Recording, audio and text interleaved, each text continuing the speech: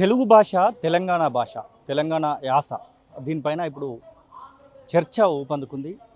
దానికి సంబంధించి అడిగి తెలుసుకుందాం. మనతో పాటుగా నందిని సీతారెడ్డి గారు తెలుగు భాష పైన పూర్తి అవగాహన ఉన్నటువంటి, తెలంగాణ భాష పైన పూర్తి అవగాహన ఉన్నటువంటి నందిని సీతారెడ్డి గారు. సార్, ప్రధానంగా మీరు కూడా చూశారని భావిస్తా ఉన్నా. ఒక సినిమాకు సంబంధించినటువంటి విషయంలో జరుగుతున్నటువంటి చర్చ కాస్త ఇప్పుడు తెలంగాణ భాష మీద ద్వేషం పెంచుకునే విధంగా కనబడుతున్నటువంటి పరిస్థితి కనబడుతూ ఉంది. మీరేమనుకుంటారు దీని విషయంలో?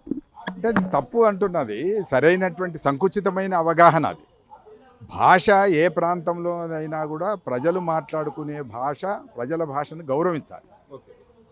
4 ప్రాంతాలు ఏవైతే ఉన్నాయో కోస్తాంధ్ర, రాయలసీమ, ఉత్తరాంధ్ర, తెలంగాణ, ఇవి ఇంతకుముందు ఉన్న తెలుగు మాట్లాడేటటువంటి ప్రజల యొక్క 4 ప్రాంతాలు. ఈ 4 ప్రాంతాల్లో మాట్లాడేటటువంటి భాష అంతా సమానమే. ఏ పదమైనా కూడా సమానమే.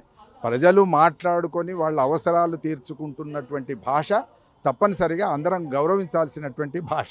ఇడుపుగాయిదం అనే మాట కూడా తెలంగాణ ప్రజలు ఒక సందర్భంలో ఉపయోగించేటటువంటి ఇక్కడ జాతీయం లేదా ఇక్కడి పలుకుబడి. ఈ పలుకుబడిని గౌరవించాల్సినటువంటి పరిస్థితి అందరూ భాషా ప్రేమికులకు ఉంటుంది. ఎవడైనా తక్కువ చేసి మాట్లాడితే వాడు భాషా ప్రేమికుడు కాదు. భాష పట్ల అవగాహన లేదు. భాషలు ఎట్లా ఏర్పడతాయో, ఎట్లా వికాసం చెందుతాయో వాళ్ళకి తెలియదని అర్థం చేసుకోవాలి. గతంలో మనము ఇప్పటికి కూడా వింటూ ఉంటాము, కట్టు బట్ట మీద, మన సంస్కృతుల మీద తెలంగాణ అంటే మందు అనేటువంటి విధంగా మాట్లాడుతూ ఉంటారు. తెలంగాణ వాళ్ళ అంటేనే సుక్క ముక్క అనే విధంగా మాట్లాడుతూ ఉంటారు. ఇలాంటి వ్యతిరేకతను, ఇలాంటి దోపిడిని ఎట్లా చూడొచ్చు అంటారు? ఇలాంటి మాటలను ఎట్లా చూడొచ్చు? అంటే వాళ్ళకి మొదటి నుంచి ఆధిపత్య భావజాలం అలవాటై ఉంది. ఆధిపత్య భావజాలం ఎందుకు అలవాటైంది అంటే రాజకీయంగా మన మీద ఆధిపత్యం చేయాలి, ఆర్థికంగా ఇక్కడి వనరులన్నీ దోచుకొని అక్కడ తీసుకెళ్ళాలి, వాళ్ళు ఆనందించాలి, వాళ్ళు సౌఖ్యంగా జీవించాలి. ఇది వాళ్ళ దృష్టి. ఆ దృష్టిలోంచి మొదట ఆ ప్రయోజనాలన్నీ నెరవేరాలంటే మొదట చేయాల్సినటువంటి పని ఏంటిదంటే, నీ భాష బాగలేదు అంటే మనం భాష దగ్గర ఆగుతాం, తడబడతాం. తడబడంగానే నీ కట్టు బాగలేదు, నీ వేషం బాగలేదు, నీ రంగు బాగలేదు, నీ ముఖం బాగలేదు, ఇవన్నీ కూడా మాట్లాడతాం. ఇవన్నీ మాట్లాడడం వెనకాల వాడి యొక్క ఆధిపత్యం, వాడి రాజకీయ ఆధిపత్యం, వారి ఆర్థిక ఆధిపత్యం అనేది దీని మీద ఆధారపడి ఉంది. కాబట్టి రాజకీయంగా ఆధిపత్యం చేయడం ఇంకా సాధ్యం కాదు. రాష్ట్రం వేరైంది కనుక రాజకీయంగా అతను వేరైపోయాడు కనుక రాజకీయ ఆధిపత్యం సాధ్యం కాదు. కాకపోతే తెలుగు అనేది ఒక భాషగా ఉన్నది కనుక ఆ భాషకు సంబంధించిన అస్తిత్వం మీద దాడి చేసి సాంస్కృతిక ఆధిపత్యం చేయాలనేది వాళ్ళ ప్రయత్నం ఉంది. అది కూడా సాగదు ఎక్కువ రోజులు. ఎందుకంటే రాజకీయ ఆధిపత్యానికి, సాంస్కృతిక ఆధిపత్యానికి తప్పకుండా సంబంధం ఉంటుంది. ఇప్పటికే ఒకనాడు సినిమాల్లో విలన్లకు, కమేడియన్లకు మాత్రమే పరిమితమైనటువంటి భాష తెలంగాణ రాష్ట్రం ఏర్పడిన తర్వాత అది ఒక క్రమపరిణామంగా హీరోలకు, హీరోయిన్లకు కూడా వాడేటటువంటి ఒక పరిస్థితి వాళ్ళ అనివార్యంగా వచ్చింది. ఆ ప్రాంతపు వాళ్ళు కూడా ఈ భాష నేర్చుకొని వాళ్ళ సినిమాల్లో డైలాగులు రాసుకునేటటువంటి పరిస్థితి కూడా ఇవాళ వచ్చింది.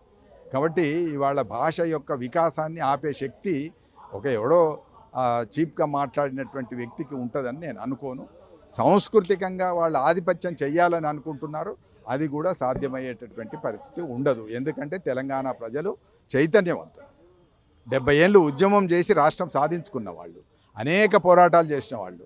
వీళ్ళేంటిది, అక్కడ కాకతీయుల కాలంలో 4 సార్లు అలావుద్దీన్ ఖిల్జీ సైన్యాల మీద యుద్ధం చేసినటువంటి చరిత్ర ఉన్నటువంటి వాళ్ళు. నిజాంకు వ్యతిరేకంగా పోరాటం చేసి నిజాంను తరిమి కొట్టిన చరిత్ర ఉన్నవాళ్ళు. ఉమ్మడి రాష్ట్రంగా ఏర్పడిన తర్వాత ఆ రాష్ట్రం నుంచి విడిపడడానికి 70 ఏళ్ళు పోరాడి రాష్ట్రం సాధించుకున్నవాళ్ళు.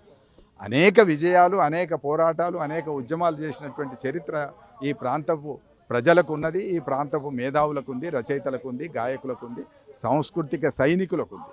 కాబట్టి ఈ సాంస్కృతిక సైనికుల యొక్క చైతన్యం ముందట సాంస్కృతిక ఆధిపత్యం సాగదని నేను అనుకుంటున్నాను. దాన్ని తిప్పికొడతాం. సాధారణ వ్యక్తులు మాట్లాడితే ఏమనుకోవచ్చు, కానీ పవన్ కళ్యాణ్ లాంటి వాళ్ళు, బక్కని టీడీపీ లీడర్లు లాంటి వాళ్ళు కూడా తెలంగాణకు సంబంధించినటువంటి విషయంలో వ్యాఖ్యలు చేస్తూ ఉన్నారు. స్వయంగా ప్రధాని మోదీ పార్లమెంటు వేదికగా మొన్న ఒక ఎంపీ మాట్లాడినటువంటి మాటలు, ఇట్లా తెలంగాణ అనేటువంటి దాన్ని సెంట్రిక్గా చేసి ఇట్లా కించపరచడాన్ని ఎట్లా మాట్లాడవచ్చు? ఇప్పుడు అదే అంటున్నా కదా, దీని అన్నిటి వెనకాల సాంస్కృతిక ఆధిపత్యమే ప్రధానమైంది. ఇందులో ఒక రాజకీయ పార్టీకి రాజకీయ ఆధిపత్యం కూడా చేయడానికి వీలుగా పావులు గదుపుతున్నట్టుగా కూడా మనకు కనబడుతుంది.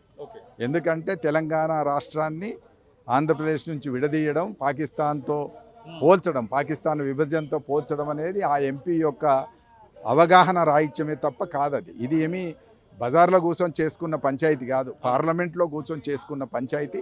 పార్లమెంట్లో బిల్లు పెట్టి ఆ బిల్లులో పాస్ చేసుకొని రాష్ట్రం ఏర్పాటు చేసుకున్నటువంటి చరిత్ర దీనికి ఉంది. అయితే అక్కడ కూడా చాలా చీప్ అయినటువంటి రాజకీయాలు చేసినటువంటి వాళ్ళు అక్కడ పెప్పర్ స్ప్రే చేయటం కానీ ఇంక ఇతరత్ర బిల్లును అడ్డుకోవడానికి వాళ్ళు చేసినటువంటి మార్గాలు ఏవైతే ఉన్నాయో అవన్నీ కూడా చిల్లర మార్గాలు. వాటన్నిటిని దాటుకొని వాళ్ళ రాష్ట్రం వచ్చింది. అయితే ఇవాళ వాళ్ళకి రాజకీయ అధికారం కావాలని అనుకుంటున్నారు. అనుకున్నప్పుడు వాళ్ళు ప్రజల్ని ప్రేమించాలి, ఓటర్లతోని సామరస్యంగా వ్యవహరించాలి తప్ప ఇక్కడికి వచ్చి నీ అయ్య జాగీరా అని ఒక ఆయన, ఇది పాకిస్తాన్ లాగా విభజించిందని ఒక ఆయన, ఇంకొక ఆయన తల్లిని చంపి పిల్లని బతికిచ్చిందని ఒక ఆయన, ఇవన్నీ మాట్లాడేటటువంటి మాటలన్నీ కూడా చిల్లర మాటలుగానే నేను భావిస్తున్నాను. ఇది కొంతకాలం ఉంటుంది. దీన్ని ఇక్కడి చైతన్యం ఎదుర్కొంటుంది. తప్పకుండా దీన్ని నిలువరించేటటువంటి ఒక శక్తి తెలంగాణ ప్రజలకు ఉంది, తెలంగాణ ఉద్యమానికి ఉన్నదని నేను భావిస్తున్నాను. Thank you.